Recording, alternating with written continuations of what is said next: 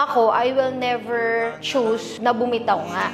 Kasi, alam ko nga sa sarili ko, ako mismo na meron din akong pagkukulang as a partner. Kumbaga, hindi 100% eh. Again, nobody's perfect. Ako, aminado ako as a person, as a partner din, na hindi ko masasabing nabibigay ko lahat, na 100% masaya ka sa akin. Kung ganun ang case, edi sana, hindi tayo nagtatalo, or alam mo yun, walang conflict. Pero kasi nga, may differences kasi tayo eh. So, you really can't say na, okay, parang perfect, wala tayong pagtatalunan, ganyan. So, andun ako sa stand ko na hindi ako magyayaya ng hiwalayan kasi alam ko sa sarili ko na meron akong kapangitan, meron akong mga pagkukulang din. So, yun ang side ko. I'm trying to think of ways. How can I tell you yung kung ano yung man gusto kong sabihin sa'yo? Antok na antok.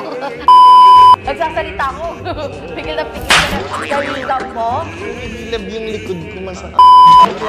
So, ayun nga yung sinasabi ko, hinihikaban mo.